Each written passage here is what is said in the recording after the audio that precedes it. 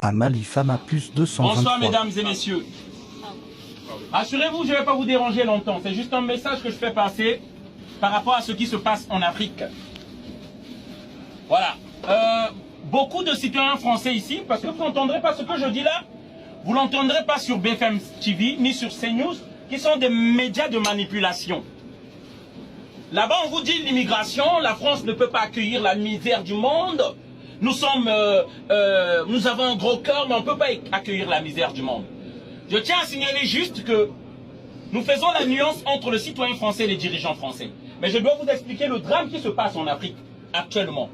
La France ne peut pas accueillir la misère du monde. Mais pourquoi elle la crée?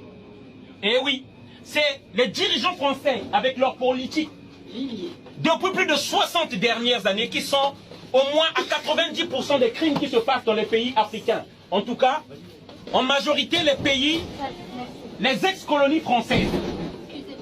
C'est les dirigeants français. Les morts que vous voyez là-bas, les guerreurs, les Africains qui sont méchants entre eux, qui sont trop tués entre eux. Mais je peux vous dire, pourquoi ils le font ça? Vous allez vous poser la question. Eh bien, pour donner l'électricité aux citoyens français. Pour que le métro la fonctionne. Pour que nous ayons des portables de son. Parce que beaucoup ne savent pas les portables que nous avons. Il y a du coltan. Et qu'en RDC, il y a des enfants de 10 ans, de 12 ans, de 7 ans qui sont dans les mines. Beaucoup ne savent pas. Et nous avons le portable tranquillement. Beaucoup ne savent pas que ce train-là fonctionne avec l'uranium qu'on prend au Niger.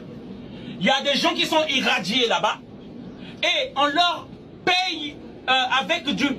En tout cas, un salaire de misère. Alors, au prix de quoi nous avons ce luxe-là? Au prix des morts africains. Moi qui vous parle, je viens du Congo-Brazzaville. Un pays détruit par les armes françaises. Jacques Chirac donne des armes à un certain Denis Sassou Nguesso. On organise un coup d'État pour prendre le pétrole congolais gratuitement. Ça, peut-être le citoyen français ne le sait pas. Là, le citoyen français ne sait pas, par exemple, 2021, avril, Emmanuel Macron prend son avion et part installer un dictateur au Tchad. Et aujourd'hui, quel empiscopate! Ce dictateur-là est en train de massacrer le peuple tchadien, tranquillement. Et Macron qui dit, ouais, on n'a rien à voir là-dedans, c'est votre dirigeant. Mais qui l'a installé au pouvoir? Qui nous a installés au Tchad pendant plus de 40 ans? Idriss Déby. Je viens porter ce message-là pour que le peuple français sache au prix de quoi nous avons ce luxe-là. La Libye. Qui a détruit la Libye? Là, on ne parle plus, hein. On ne dit même plus les responsables. L'OTAN et Nicolas Sarkozy qui était devant.